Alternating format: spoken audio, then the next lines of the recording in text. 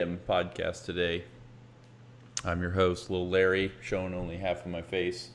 See if I can fix that with the camera. I would be telling a fib if I said I was enthusiastic about today's podcast, but we're going to go ahead and get into it. So this is a song that was created, our intro song was created by Steamhammer62. As always, no matter what the situation is, I'm going to thank him for making that. Also got some big news that I'll share right after the intro song. So right here, take it away, Steamhammer. We're gonna talk about sports. We're gonna talk about sports. We're gonna talk about sports. Things like chicken wings with little Larry in the cook. Beautiful.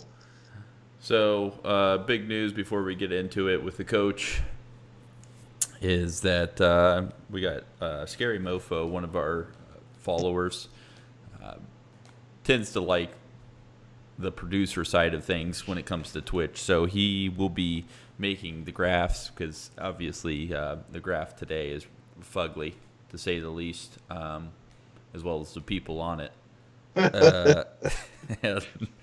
And he's going to be making the graphs, doing a little bit more for this show, and then we're going to be moving all of our content over to YouTube as well as Twitch, and then we're going to do our damnedest to get it onto Spotify as well as Apple Music, so that you can listen to the audio version of all of this podcast. So we're looking forward to that with Scary Mofo, as well as we got some big news. The one thing I am thankful for this podcast today is the coach was able to find just a little bit of time out of the whole week we gave him 24 by hours, and just to be a prick, he kept calling me at 2 a.m. because he thought it was hysterical.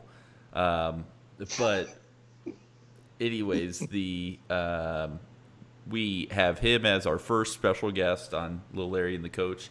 And then as next week, I believe on Monday, correct, TJ? Whatever day we want to. We're going to have one of the coaches at the high school level come in and kind of give us the runaround in Ohio football from the high school level. So we got some big things coming on Lil Larry and the Coach, and I want you guys to stick around. But without further ado, why don't we go ahead and just go around this round table here and introduce ourselves so everybody knows. We'll start with the guy on the right there in the beautiful Monroe yellow shirt, as well as the visor with the dime size emblem of a settler guy. Who are you? What are you about? GM, Summer Collegiate baseball team, football official over 18 years. I am the GM, TJ Lyons. And the guy in the middle? That would be me. I'm Coach A. Archer, Austin Archer, coach the offensive line at UWO. That's fantastic.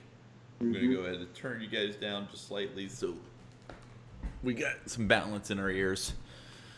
So, Trent, what were you so bummed about? We'll get to it, bud.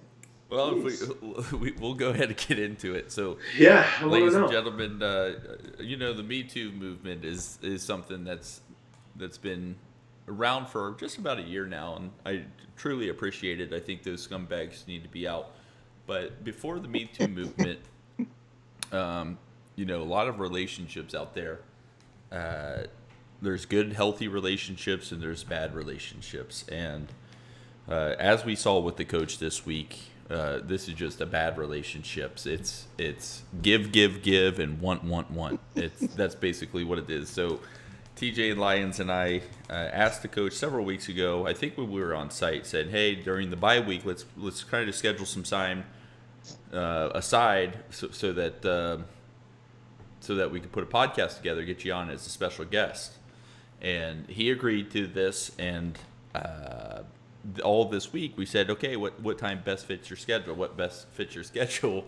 And then finally at, I'd get a call at 12:30 a.m. I'll call at 1 a.m. And TJ's like, okay, what time's late? And Austin's like, oh, it'll be pretty late. So, thinking a bye week, we thought that 20 hours a day working wasn't going to be a problem, but it seemed to still be. So it came to my attention today that that we are going to do a podcast at 12:30 on a Saturday, just right in the middle of college football, and it almost as if the coach planned like, what is the least viewership we could receive on a podcast? So just the enthusiasm. So I'm less than enthused to be in this podcast. I might even step away to take a piss at some point in it. But Nice. I definitely, I'm starting to feel what the cast of Game of Thrones felt during season 8. Oh, So I gotcha. That makes that's sense. that's my part about it. But also some big news though. I followed up with the director of marketing for the Ohio State Buckeyes, and he wants to do an interview, but he wants to make sure that we're talking about the Buckeyes on every show. We need to kind of commit ourselves to Buckeye football as well as Buckeye athletics in order to be there for that Michigan State game. And so we're going to add them in here. But first, let's talk about the Oshkosh Titans, right? So last week we had a team that was nowhere near your level to play. I thought the first 2 games were very competitive. I think that you could get better each time, but sometimes, with lack of a better term, sometimes your team has to fuck some fat chicks, right? And so just to get your talent and show it. And so that's basically what you guys did. These guys could not compete with you. There was no better term than that. No, that's all I can think of. So basically, that's what your team did, was they couldn't compete on any level. Your coaching was better, superior. Your athletes were superior than their athletes. All across the board, you were just a better team, and then you showed it, and that's exactly what you needed to do.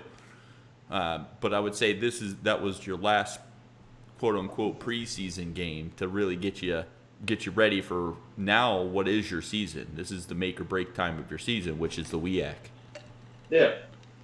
Well, it's definitely the case every year with the non-conference schedules that you're trying to figure out what you are as a team. But if you don't lose in the non-conference, right, then you still have a chance to get in that large bid by losing by getting second in the WEAC. Whereas now it's do or die.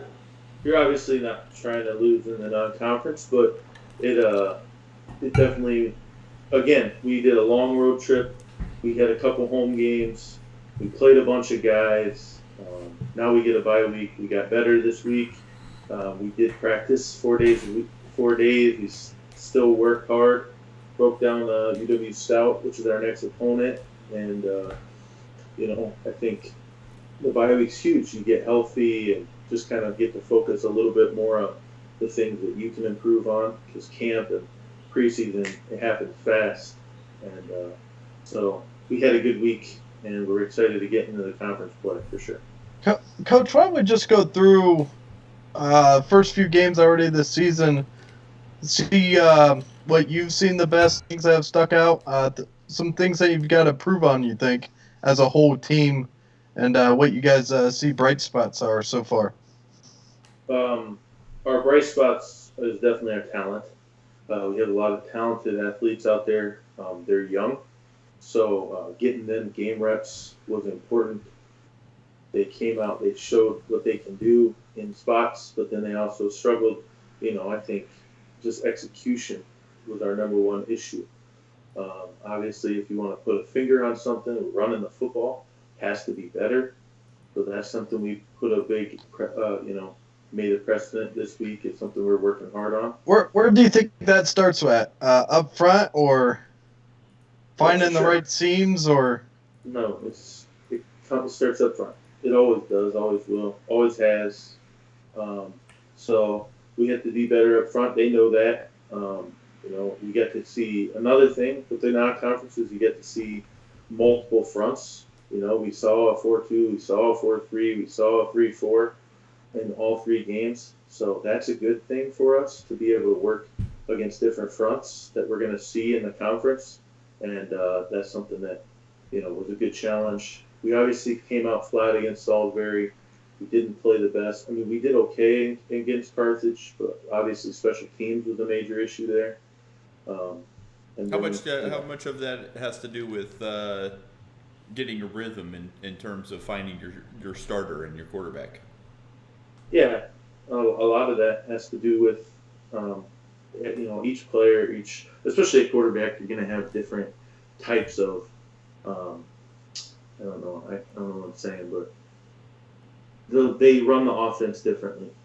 Right. Either quarterback does. So whether it's skill set or what they're looking at, everything's different. So to go through that and again figure out. I mean, that's not the only position. Every position we kind of got to evaluate here this week and figure out who's performing the best, who's going to be on the field, how are we going to attack the next team, and Can you break down the WEAC for us this year? What do you expect out of the WEAC?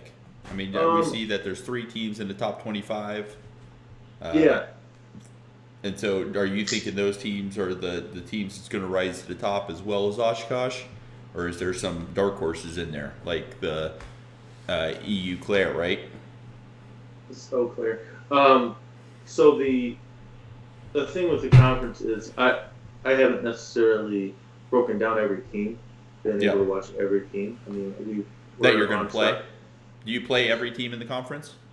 Yeah, there's 8 teams in the conference. You play 7 conference games. You play every team in the conference. So, we've obviously watched Stout because that's the next opponent. I've watched some of the other games, but to fully break them down and sit here and tell you I know everything about them, I don't. We try to take that by a game basis because things change, right?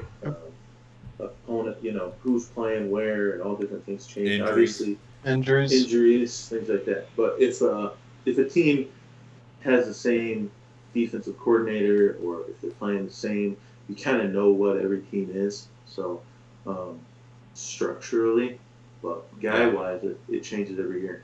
And there was no coaching moves this offseason, right? Oh, no, that's not true. In the conference, there's a new offensive coordinator at Stout. Oh, really? So they're going to be doing a little something different scheme-wise, huh? Yeah. So our defense has done a good job here for the last 2 weeks. Oh, I think it's one of the best front sevens I've seen. Yes. The defensive front? Yeah. Yeah. Yeah. They're playing out of control right now. They're really good. That's kind of that comment we made when we were up there, Coach, is this front 7 is probably one of the best ones Oshkosh has probably had in quite some time. Do you agree with that? Yeah, I mean, the depth is key. There are 7 to 8 interior defensive linemen who can play on any given down. So a couple of the questions that we missed, that you missed throughout the season was, we brought up last week that there was some NFL GMs that like to recruit from Georgia because they think that Kirby Smart is one of the best recruiters in the country, but he's not as talented as a coach. So therefore, when they could get those guys to the next level, to the NFL, they know that there's some growth opportunity out of those players, right? Whereas if they go to Alabama, Nick Saban's one of the best coaches of all time, if not the greatest coach of all time at the college level. He coaches those kids well. So by the time they get to the NFL, there's not much more that they're already at their ceiling, which is good. Yes. But you know what you're going to get out of that athlete. So the question for me is, I posed to TJ as well, do you see yourself as a better recruiter or a better coach? Or a better development of talent? I think at Division III level, with a non-scholarship school, you have to be good at developing your own talent. Not that you can't recruit great. There's a lot of great factors there, but just at the same as Division I level, you can have a 5-star recruit come in and not produce. An example is Tate Martell. He hasn't done anything in college football. Yep. He was a top recruit in the nation. Everybody wanted him, and he hasn't done anything.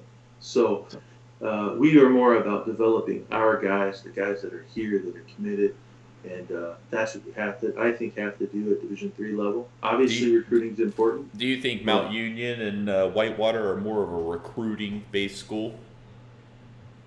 They put more time into it for sure. There's no question about that. I think what we do as far as recruiting goes a little bit under the radar.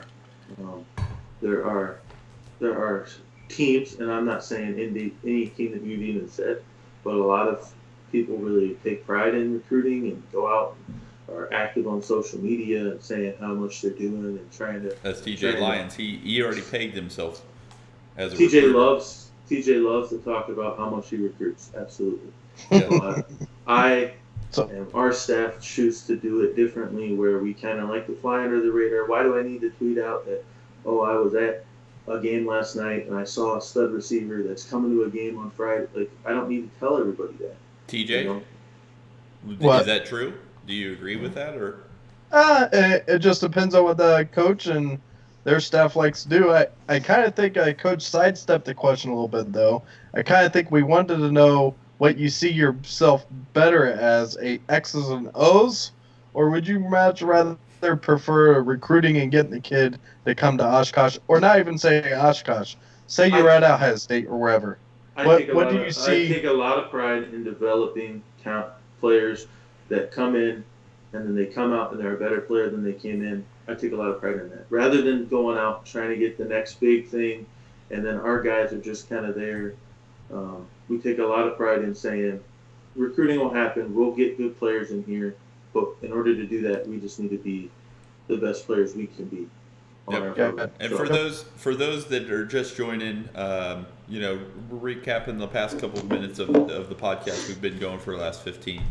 Basically, I wasn't too enthused about doing Saturday game day with the coach and TJ Lyons. I think we're controlled in this relationship. I mean, you never ask Colin Cowherd to change his time to get on a show. So, what's your time? What's your normal time? What did I mess up here? Well, usually we like to do Monday, Tuesday at 8:30. That's prime time hours. I mean, I have the analytics that I can show you. That would have been important to communicate. I could show you the analytics. Before you sit on here and complain the whole day.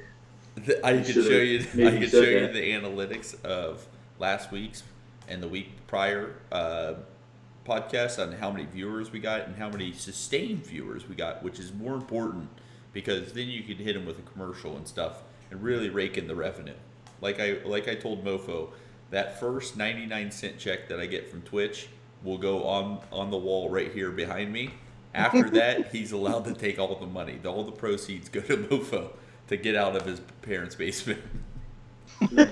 So, and be that sideline coach for Oshkosh. And be the sideline coach. What is the chances of that next year? Can we make that happen, please? It's a low chance, yeah. It's a low chance. Cerrone loves Mofo, though. He does, yeah. They are buddies. Here's a great point that I picked up this week, Austin. Is that coaching, a lot of the coaches in today's NFL, and there's stats behind this too. The Sean McVays and everybody under his tree that got a butterfly kiss from him in the past 5 years that are now coaching in the NFL and college level. New coaches are great at schemes, whereas coaches with experience, Belichick's, the Andy Reid's, blah, blah, blah, blah, blah, they're good at reading the game and making adjustments. So the stat was of the, I think, 8 rookie quarterbacks this year in the NFL, 7 of them are in the bottom 15% in the NFL in second half scoring and points allowed. Meaning that teams are making adjustments and they're kind of sticking to their script. They script really well, so they script those first 15 plays that we talked about prior to your game. Yeah. They script those well, but then can't make the same adjustments that obviously a Belichick or an Andy Reid make later in the game. Whereas Bill Belichick's one of the worst starting coaches, where he doesn't script very well, but he makes all those adjustments. I mean, take the Falcons in the Super Bowl, right? Where they came back from 24, 27 points down. Now, part of that's Tom Brady, part of that's Belichick, as well as the rest of the team. But you see it time and time again. So what do you find yourself? Do you agree with that a lot of the newer coaches concentrate maybe a little bit too much upon the scripting, and it takes the experience of making those adjustments, or do you just got to have a better feel for the game? I guess my response to that would be there is such a thing as overcoaching. You know, if you get too cute, things will go ugly real quick. You know, if you're trying to do too much, I think, Belichick, you say he does a great job at adjustments. I mean, I've watched some things on him where they practice something, the Super Bowl interception. They practice for 2 weeks beforehand, saying, hey, they're going to run a pick route here if they get down in the goal line. And they practice that for 2 weeks. So if you say that's an adjustment, I would disagree. If you say that some of their packages where they put in ineligible receivers and put them on the line and spread them out and all that stuff, if you think that was a halftime adjustment, you're crazy. So scheme is important, but too much scheme that your players aren't able to execute would be the line. And I think my assessment would be that young guys probably cross that line more than the older, more experienced guys that understand, have a good beat on what can my team handle, what are adjustments that are worthwhile, and what are we doing here, rather than messing around too much, tinkering. If you tinker too much, you're going to destroy your team. Top 5 quarterbacks in the NFL right now. Right now, man, Pat Mahomes is up there for sure. Tom Brady is up there. I don't know. Drew Brees. You still put Drew Brees right now? Absolutely. Right Brees. now, with him hurt. Yes, he hurt his finger. I think he'll be okay. He's not even quarterbacking Sunday. Well, I'm just saying. No, so you're saying I have to take him out? No, but I do want you to explain that one, because it showed that he's just not. He's a shell of himself compared to past seasons. Like, if you look at his last 9 games, he can't throw the ball over 30 yards. Okay. I think he executes and can deliver the ball where it needs to go almost all the time. Bridgewater made him look silly last week, don't you think? Bridgewater played a good game. Drew Brees is a top 5 quarterback, in my opinion. That's well, what we're of all asking, right? time, My I'm not arguing. I'm just saying, this season. You look at Tom Brady this season, he's still on probably as good as he ever has been.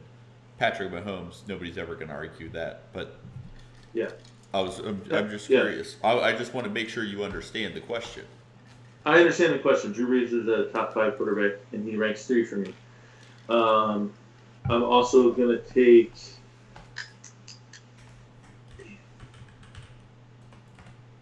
I don't know. I was going to go with Phillip Rivers again. I still think he's really good, but I think he's getting passed. So, but you got what about Carson Wentz, Dak, Aaron Rodgers, Russell Wilson. Aaron Rodgers Baker Mayfield is a top 5. No way. Is Baker Mayfield. I'm really intrigued by this Lamar Jackson guy. Oh my. He's something. You also have Sam Darnold, the cat down in Houston. Danny Dimes, my guy. Daniel Jones. What about the guy in Houston? I forget what his name is right now. Houston is that's Deshaun Watson. Deshaun Watson, yeah. Carson Wentz. But the reason I bring this up is we have an argument almost every week with our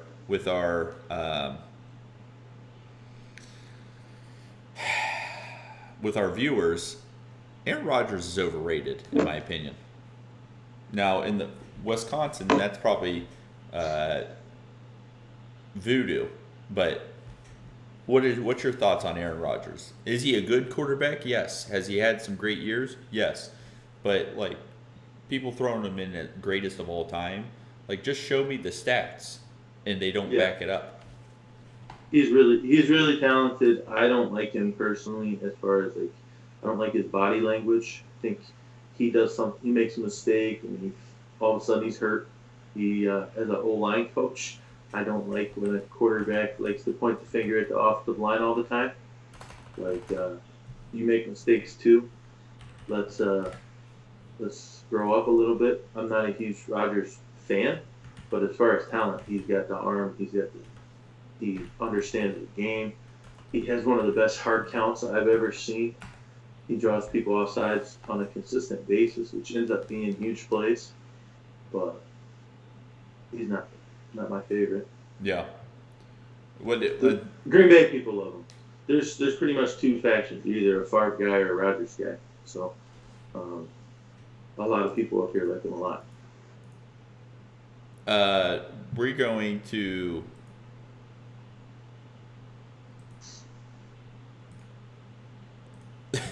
All right, we got rid of that. We had to control the viewers a little bit. Pretty much one guy talking.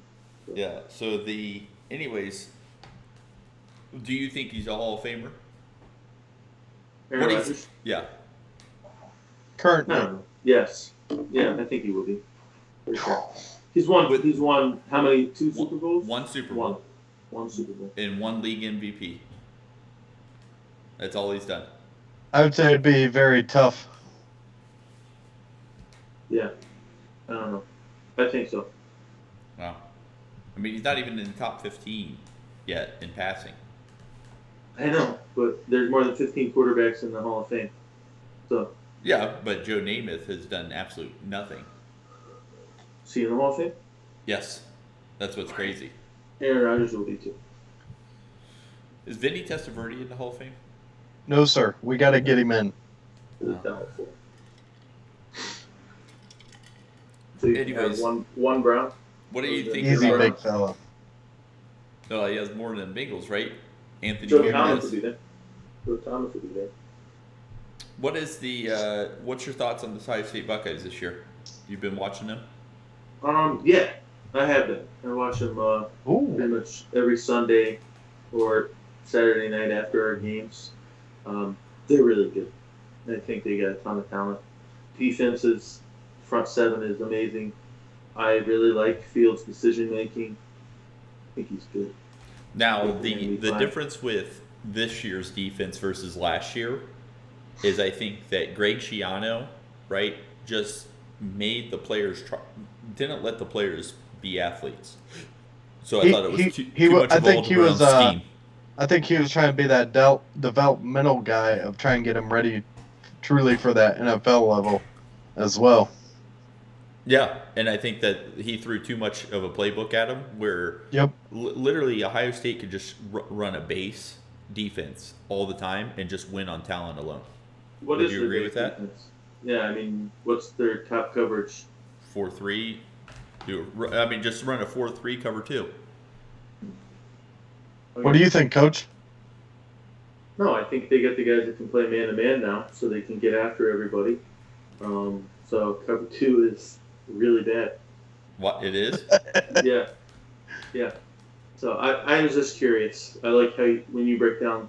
Oh, I'm not saying I'm an love it. expert. I'm just saying just run a base and let them get after it. I mean, let the No, player because they could compete. Whereas when Greg Schiano tried to do too much and put them in these positions and have them move around with the ball and do too many different packages, I think it just confused. Just let the players play. That's what I was saying earlier with the real great coaches figure out what your team can handle and they keep the package at that. If you put too much in, if he puts an NFL type of defense in because he has NFL talent and they can't handle it, then people get confused. You get bust coverages. You lose a gap. Yeah, look at the Purdue game over and over. Purdue game is 100%. That was there was too much going on. And Even in the Rose Bowls as well. I mean, we looked dynamite in the first half, and then all of a sudden, I think the coaching kind of killed us. We just tried to do too much against them to keep the momentum going on during that Rose Bowl game. Yeah. And so I came think back. what I've seen from the Buckeyes this year is that they've kept things really simple. They let their players be great athletes and play. And when you do that, you're dangerous. That's what Alabama does. That's what all these great teams do. They get the guys that can do it, and then they just say they roll the I ball did out and enjoy say, the go nuts. Miami Ohio's head coach. Did you see his comments? Yes, I love that. I didn't see that. So basically, he basically said, this weekend, this game, this was before Last the weekend. game. This was before the game. He goes, it's as if you're playing backyard football at recess, and the other guy has 82 first picks, the first 82 picks. Yeah. He goes, that's what it's like playing the Ohio State Buckeyes. I don't know how I'd feel if I was a Miami of Ohio player. But Yeah. It's like, give me a fighting chance, coach. But it's true. I mean, he's not gonna lie. Yeah. If I was, because it is getting, NCAA is getting extreme with this. I mean, they need to do something about, the sisterhood. I mean, I wouldn't be surprised if you don't get a call, or Daryl Sims doesn't get a call and say, "Hey, come play Wisconsin Badgers first game of the year next season. yeah, We'll make your school a ton of money, right?" And What? so as a coaching staff, like, what do you do? Like when you played South Dakota, like you had not a prayer of winning that game to an extent. Yeah, no, it happens. I think that fans get too jacked up about it. This conference is hard enough. You play a ton of Big Ten games. You play now in a conference championship game. You want to make the playoffs. That's the goal for a lot of these elite teams. Why go out there and put yourself in a dangerous position to play? Then why play them? So you would play cupcakes. That's a good question. What? You would play cupcakes? I think it's a good idea to get at least one or two in. Absolutely. What, don't you have cupcakes in your league though? I mean, Division 3? well, Division Well, 1 we're or talking 3. Ohio State here. Like Big Ten, for example, there's cupcake teams. Yeah, In Michigan's playing Indiana. one right now. Yeah. Indiana, Rutgers, they're terrible. So like you get your They have not cupcakes. been good. The SEC has the same thing. Like typically Kentucky is really bad. They were good last year, but They're good this year again. It's Tennessee now. Tennessee is down. So it's like that's where your cupcakes come in. You're going to have ups and downs in the conference for sure, but I just don't see that. Like, you have to play somebody. So Coach, we talked about this last week. Just jump into it now since we're talking about it. Why don't we throw away the non-conference games, play a conference, and go a 64 team playoff? Or 32. Love it. Would you do that? Get it rolling. Yeah, that's the best way to do it. If you want to stop Maybe playing play Holy one Cross non-conference game.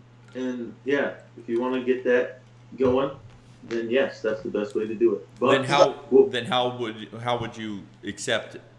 Obviously, SEC probably has like a lock of 4 bids at least. You wouldn't say the SEC is getting 4 bids. You would just do all your conference champions are in. Yep. Even your smaller divisions, your smaller conferences, I'd say, in Division 1, like the Sun Belt Conference and stuff like that. And then you have at-large bids, just like the NCAA men's basketball tournament. What do you think, Coach? yeah, I mean, I agree that could be a better model. I don't know how that would. I don't think the three of us are going to get that accomplished. You don't think so?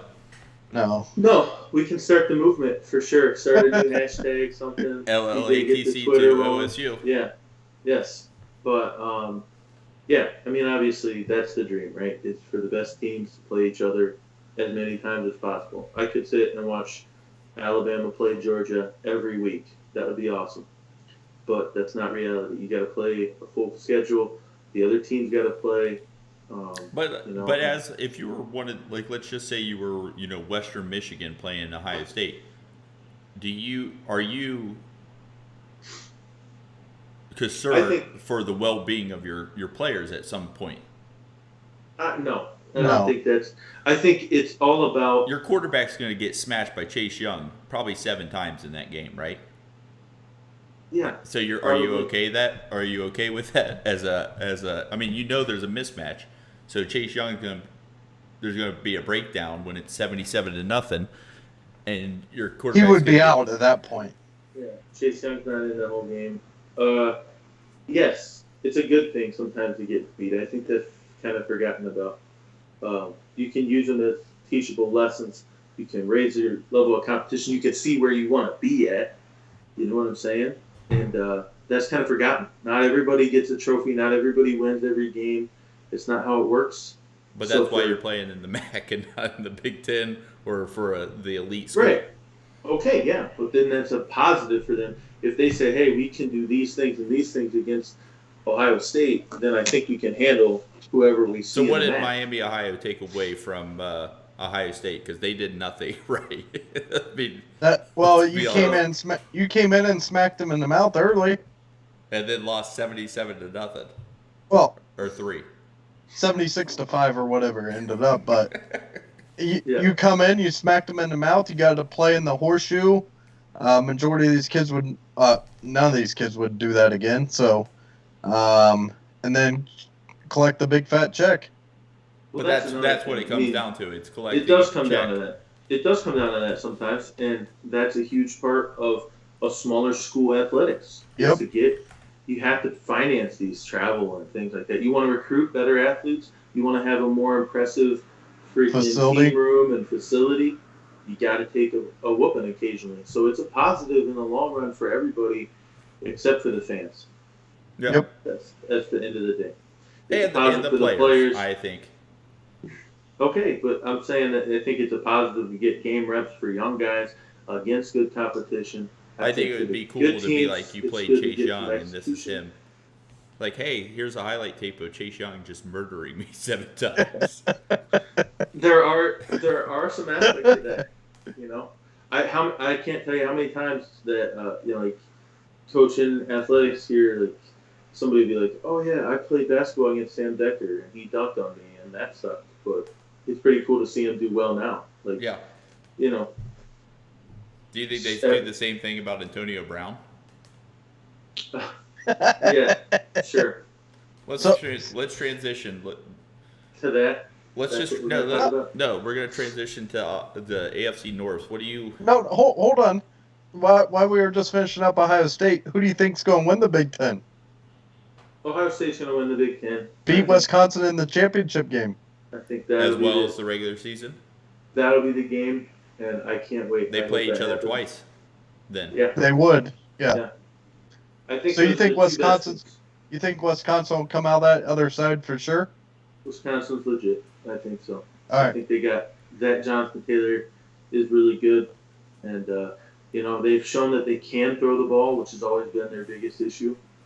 They've always been able to run, but we got 3 more. We have 3 more topics to get to. Let's go then. Trying to move us forward, huh? Yep. First off, let's have a 5 seconds moment of silence for the Cleveland Indians. God bless. TJ was very upset to see. That's not silence. To see. That was 5 seconds, bud. He said 10. He said 10. You gotta listen. I said 5. So we lost 3 games in a row. We got our butts kicked. We'll see everyone in February. There we go. Done with the Indians. Baseball's over. Yep, for the Indians. Number Austin, can you cover the AFC North? In your opinion? AFC North, in my opinion. How's it all going to play out? Ravens, Browns, Steelers, Bengals. This week's a big week. As in a tight race or a runaway with the Ravens or? Ravens runaway. They're good. They're good. I hate to say it. I hate the Ravens personally, but they're good. They got tight ends. They got a talented quarterback. Does it still go through Pittsburgh, GM? Yes. Coach, if you've been watching our shows, of which you probably haven't, the AFC North goes through Pittsburgh until you beat them, correct? It's incorrect. It's incorrect. They're the king of the hill, bud. Yeah. It's going to be a rough year to be a Pittsburgh fan. But when Cleveland beats Baltimore this week, we got a race, correct? Assuming that the Steelers beat the Bengals, but Yeah. Yeah. So you're going Ravens runaway.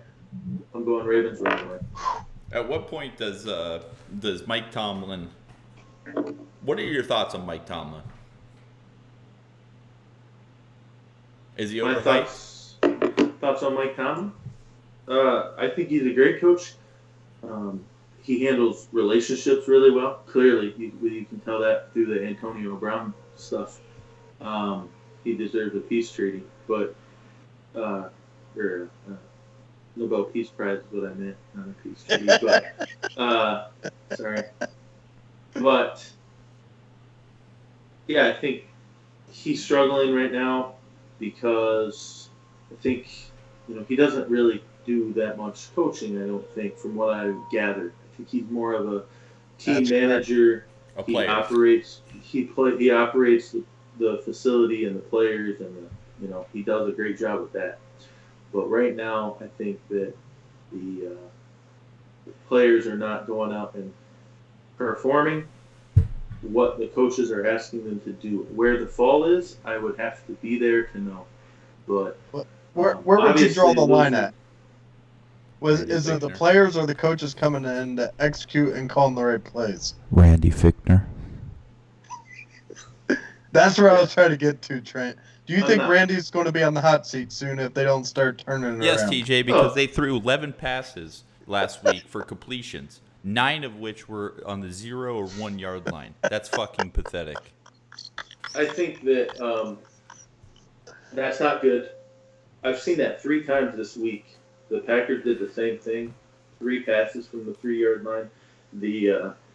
Who was it? No. I'm saying the all the passes that Mason Rudolph Only completed go like 1 yard were only because thrown of from swing one- routes or the wide receiver screens. Yeah. Yeah. The only 2 that he completed down the field went for touchdown, and I'm like, let Mason Rudolph be Mason Rudolph. The man winked at Jadeveon Clowney, for God's sakes. Yeah. Have you seen that? No. It was one of the most epic things that he ever did. He gets under the center, and he looks at Davion Clowney before he snaps the ball, and he just winks at him, and then starts playing. That's good. That's good radio. I can't see your face, so I didn't see a wink. Well, that's what I'm going to he assume that he does. did. Yeah.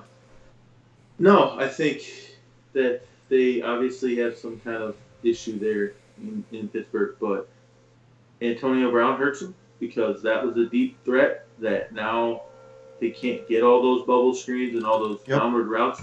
I think that defenses are onto their shit a little bit. Like, they're going to say, okay, we take away the run game, we take away the screens, you might hit 1 or 2 deep bombs, and we'll beat you 21-14. Well, here's some fun facts for you. Deontay Johnson, the rookie out of Toledo, is the number 1 receiver when it comes to yards of separation in the NFL. Cool. Those are some next-gen stats. He has a 2.68 yards of separation. We're going to get that sports science on this soon. Nice. And see those routes of how quick they get vertical. And think we can do that for Oshkosh? Sure. Perfect. Can they turn it around? I think so. I'm just saying that I think that the Ravens are a better team. We have we have a The Ben $5 dono Roethlisberger's that injury. just came in.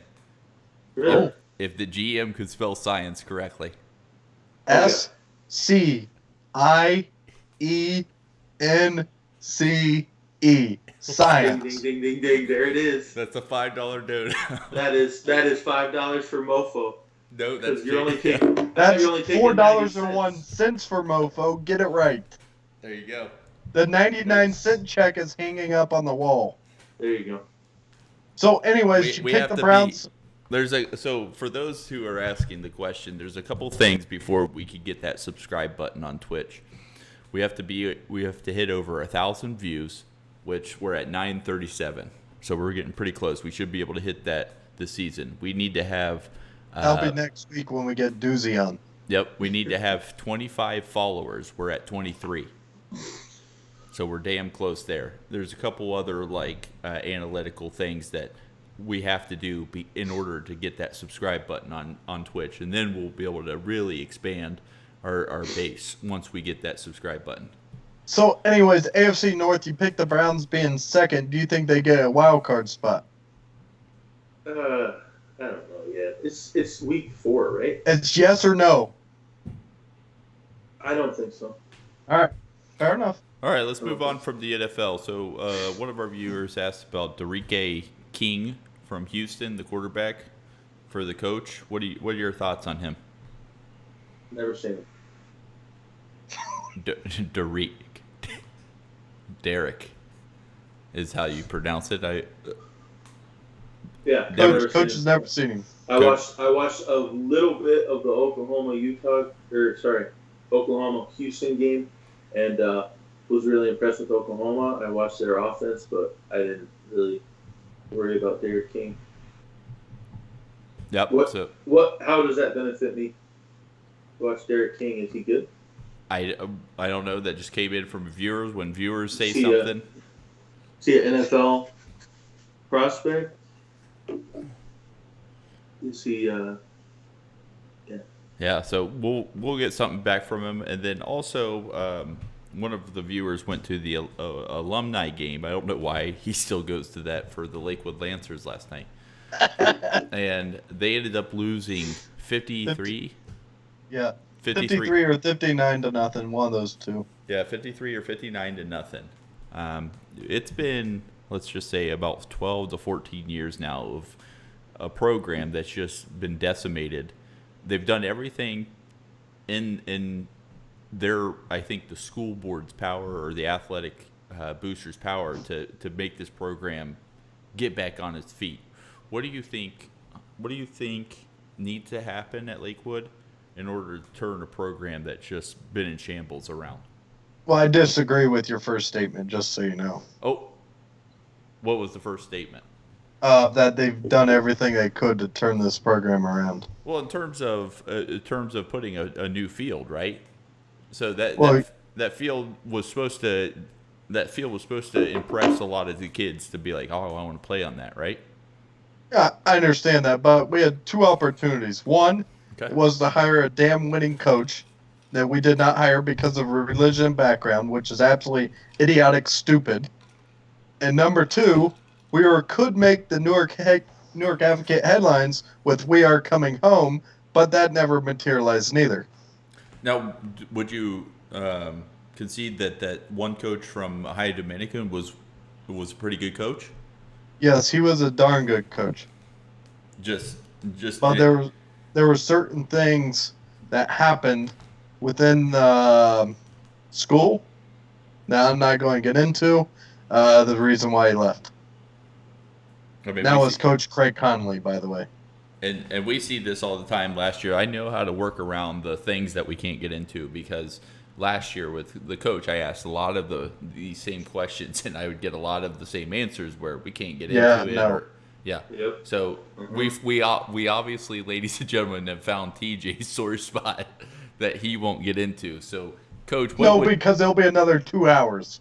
So, Coach, what are your thoughts on turning a program like that around? You kind of know the situation, you know how we got there. If you were to come back, how do you even begin that process at high school level? And this is something we're going to ask the dudes as well on Monday. The first thing I would ask is, what is the commitment level of the players or coaching staff? I would start there. I want to know, how often are they doing the off-season workouts? Are they committed to a 7-on-7 league in the summer? Do they, what are they doing? I would need to know that. The second thing, I would want to talk and figure out what has gone on with the staff. Where's the dysfunction? Is it scheme? Is it commitment? Is it certain people? If I were in charge of the athletic department, that's what I would be asking the questions. I'd be saying, why isn't this working? Are we in a conference that is too difficult? Yes. There's not really much you can do to change that, but if you are, then you need to figure something else out. You can change it, and it's coming. Okay, so I think that's one thing. Seems like the GM has a lot of answers here that he's not telling us. Yeah.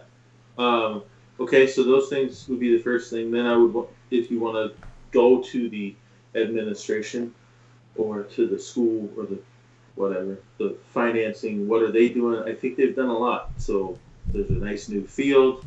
I think there's, um, they definitely have huddle. I at least know that because I watched some of the highlights, so I can see some clips. Um, Some new uniforms, new gear. yeah. So have you watched any clips this year yet? Of Lakewood? Yeah. That's enough. All right. Do you think after? Just curious. Do you think after the college season is over, Coach, that we could do maybe a couple episodes where we watch the film of Ohio State or of Lakewood, and then you break down, you break him down. No. If that were something that we were able to do, You have it on Huddle, right? we don't have the state of Ohio on our recruit. We'll make it work. I'll get a copy of their game film for you. Just have them at me as a. Yeah, we'll make it happen, bud. So is that something that you're willing to do at the end of the year, and maybe even could we have Frodo come in with you and break down the defensive side of the ball? Yeah, I mean, I suppose we could do that. That would be god awful to watch. Just so you know. I'm intrigued by it. I mean, we have high school stats come in all the time and talk. We have a good relationship with those guys. So. Well, I mean, you talk with them, but I'm just curious if this is a learning opportunity, especially for me. I'm sure most of our viewers who don't understand the football, the X's and O's as well as you do, right? So this would give us an opportunity to see at the high school level. You could say, okay, this is the formation they're in. This is what they're lining up as, and here's some problems that they're having. Like, this guard's not pulling enough. He should be blocking this out, something like that. Yeah, I could definitely do that. I think maybe if I got access to their film, I could just pull out maybe 2 or 3 clips. I don't know if you want to sit there. No, we want a whole game. I think we'll probably take a game where they take a real beating, and then we'd take a game that maybe it's a close one. And they won one this year already, Trent. Okay.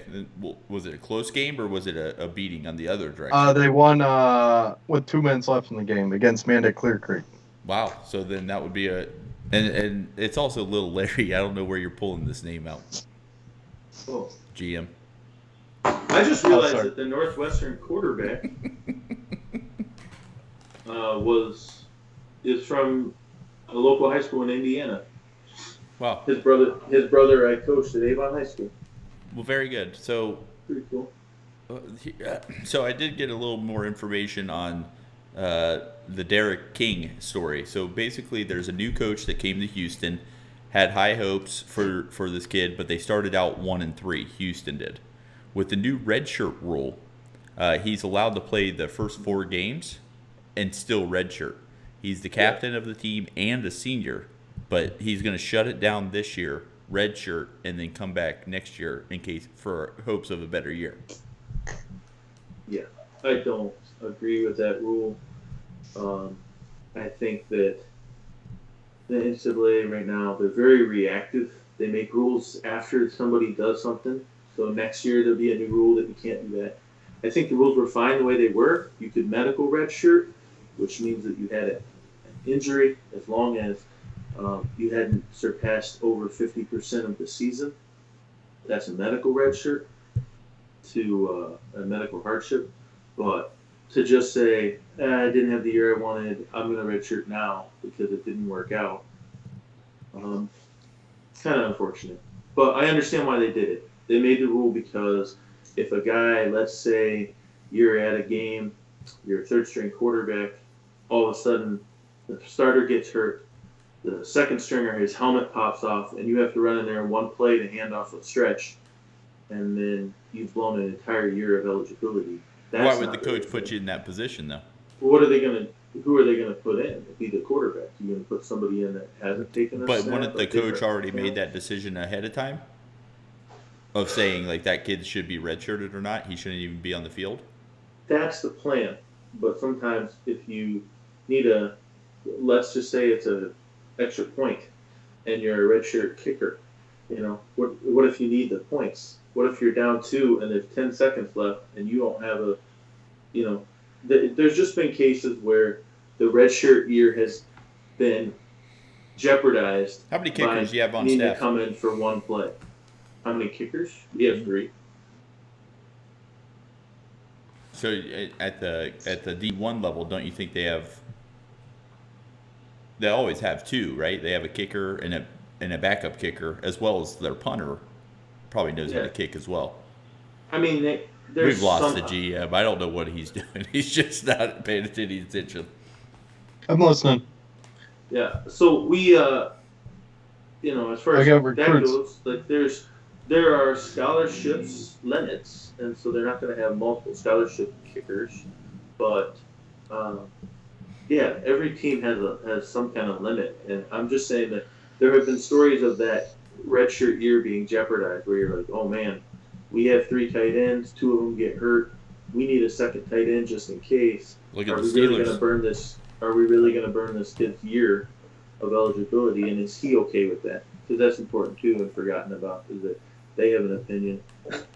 They're not paid to do this. So, well, soon they are. What do you think of that California law that just came in? Stupid. Again, it's a reactive organization right now where they're going to pass this rule. That's a California law. That's not coming from the NCAA. I get it, but now it's going to be they're going to have to, somebody's going to cross the line, and they're going to have to make a new rule, and then somebody will find a different way to cross the line, and it's just interesting. I don't know. I just look at like somebody like it's not my world right now, and which is why, truthfully, I love Division III athletics. Oh, also, did you hear us last week? I did ask the question for you. He didn't watch us last week. I watched like 30 minutes of it. I watched until your story, which was my story. What story? About the that was like the first 5 minutes, you dummy. Yeah. We had a little issue though, because the mic your mic, TJ, was very loud, and Trent was whispering like freaking Bob Ross trying to paint, and it was kind of disrupting. Like, I was trying to watch it in bed. Kels was asleep, and I'm like, you know what? That's TJ exactly yelling or Trent whispering. That's exactly why we have that chat functionality where you could say, "Hey, can we turn the GM down, or can we turn the?" He watches on replay. I would have to watch live in order to do that. So our schedules right now do not coincide. So, anyways, continue. Sorry, Larry. Yeah. So last week, I asked a question for you that you were curious about. It was at the division. You said one of the great things about the Division III level is the fact that you could incorporate family in there. You talked about your offensive coordinator being able to bring their kids, be involved in practice, blah blah blah blah blah.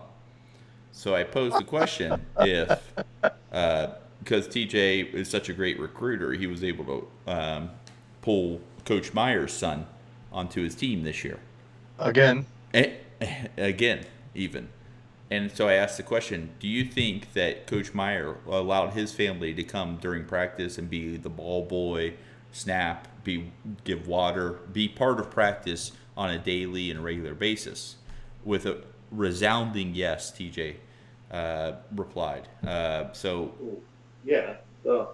I'm not saying that families aren't able to be, I got my friend Spencer, he's coaching at South Dakota State right now. Shout out to him. He's killing it. They're doing awesome. He's the littlest D-line coach in the country. Should we have him on? Can we get him on? Hell yeah. Spencer Erickson. Can you send me his info, please? Yeah. I handle the interview process here. Nice. So, yeah, he's doing an awesome job. And, they have a wives weekend where the wives travel. That's a weekend. That's a weekend, though. I'm talking about away games. Okay. So when they go to play at Youngstown State, all their wives travel with the team, and then they have a sons weekend where they travel all the sons for the program to the game. I think that's the Houston game he was telling me. So like, yeah, it's definitely part of it. I'm just saying more like there's no media.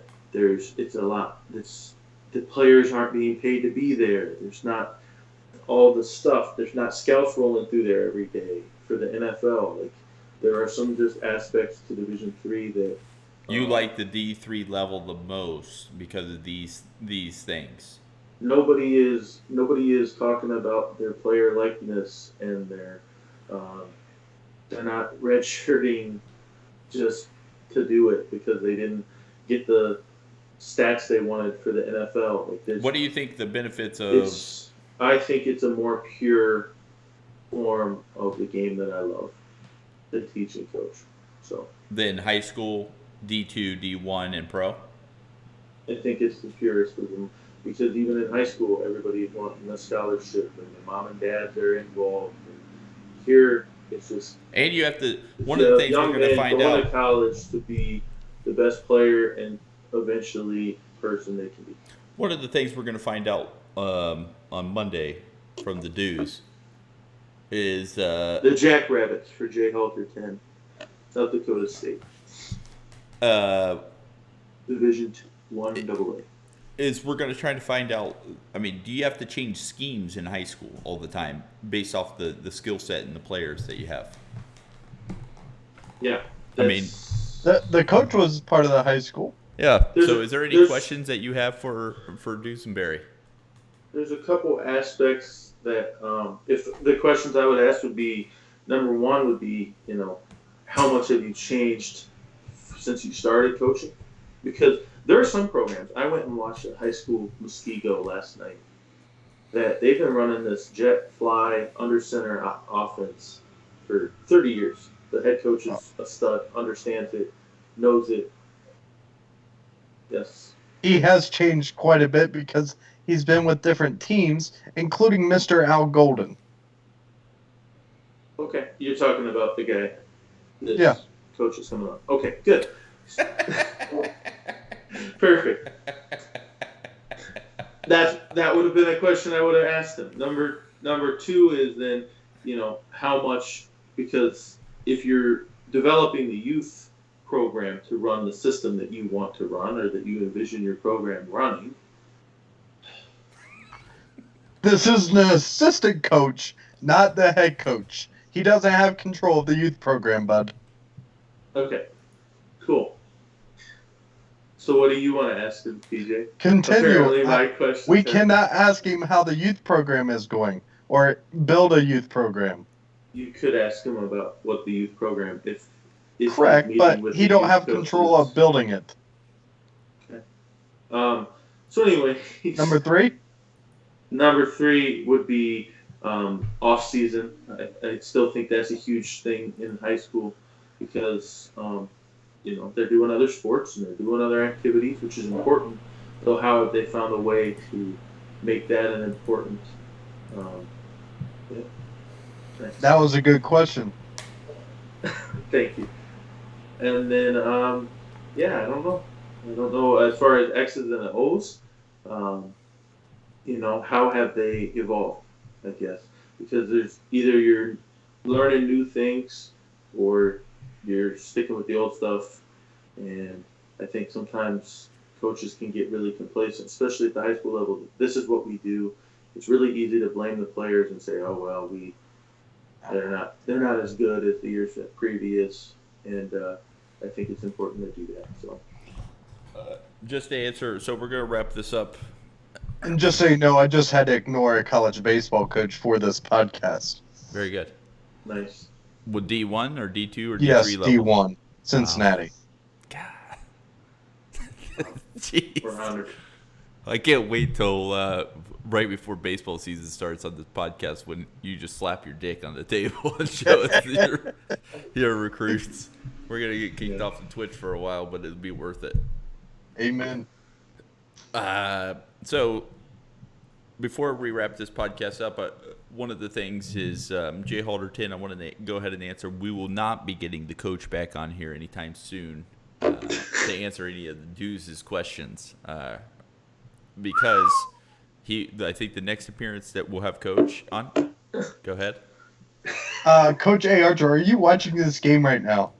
I'm Pat watching Fitzgerald is going bananas on a oblivion pass interference call. I think his head's ready to explode.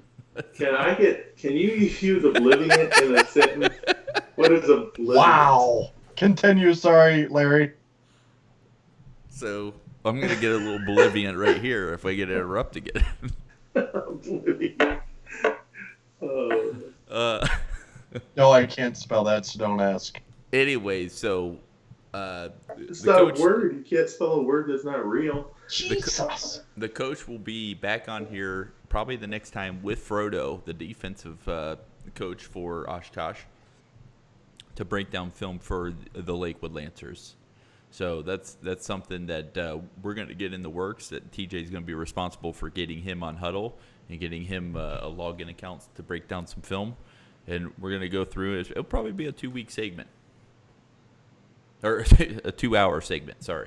Podcast breaking down film. And we could probably do a 2-week offense first, defense second. And on Huddle, Austin, Coach A. Archer, are you able to draw lines?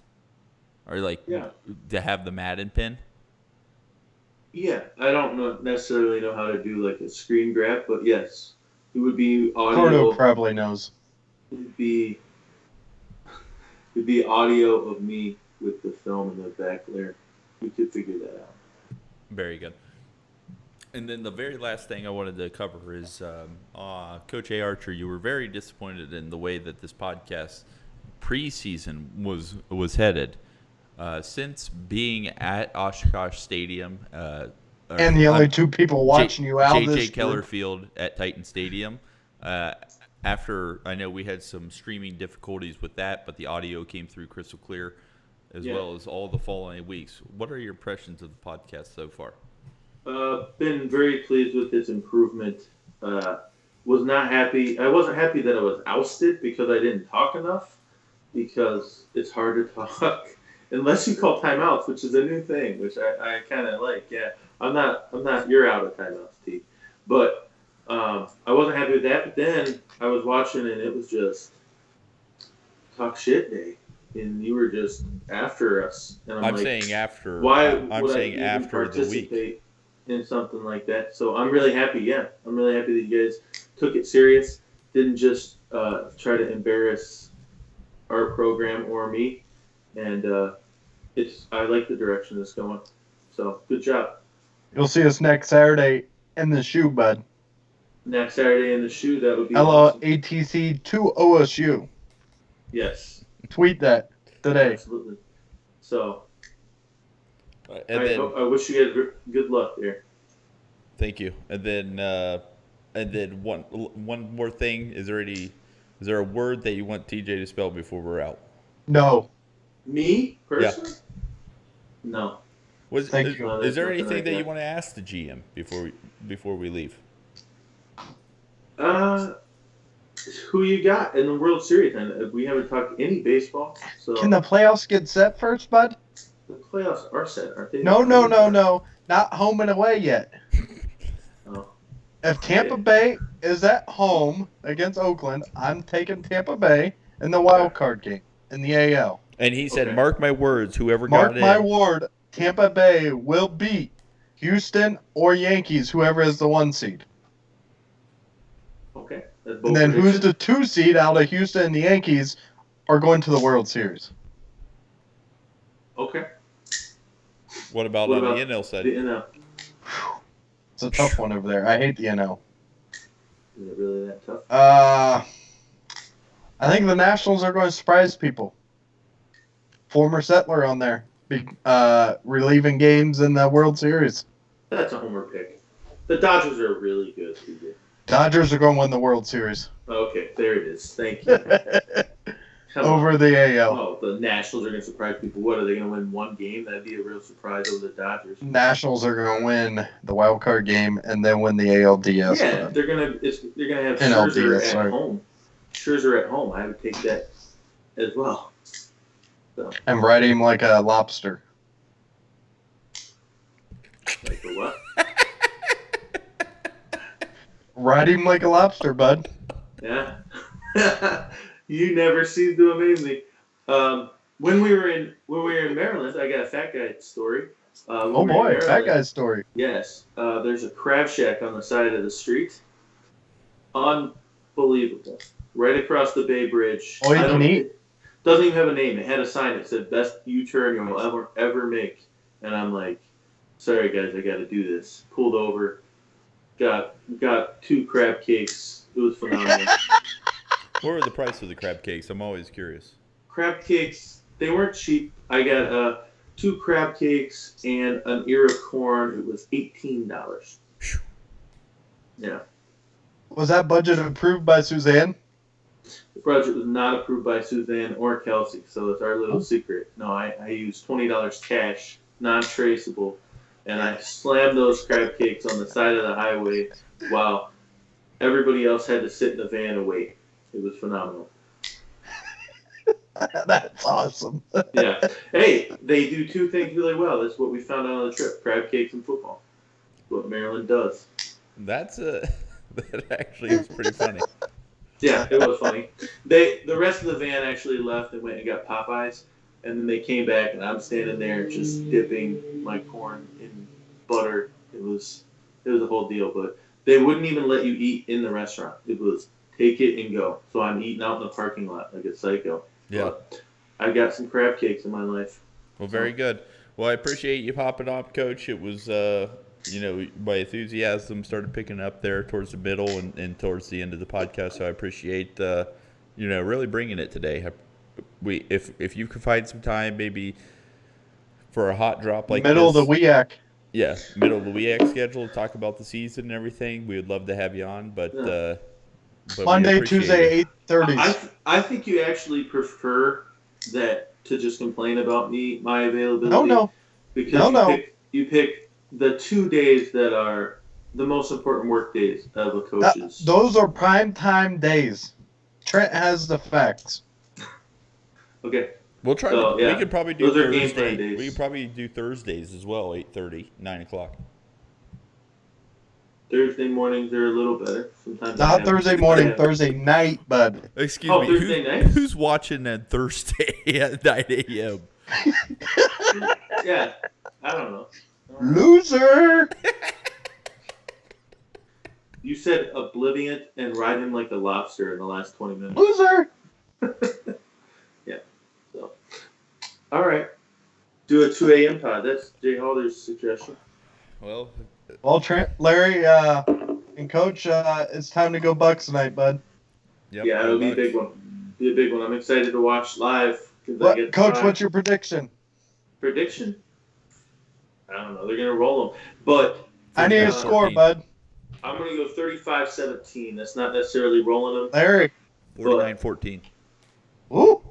It's a home game. I've seen it. It's game day. Nebraska's going to show up a little bit, I think. Timeout. Here it is. It's not a home game for the Buckeyes. I'm talking Nebraska. GM's prediction is 35-31 Buckeyes. Closer than the experts think. It could be. It very well could be. I'm not saying they got a Purdue feeling, but we don't have a Purdue feeling because of our head coach. Okay. All right. Hey, I appreciate it. Not. I'm going to take us off. Steam Haver 62, thank you for the theme song. Here it is.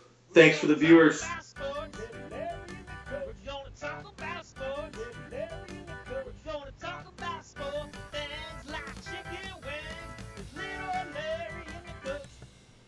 Bye, Felicia.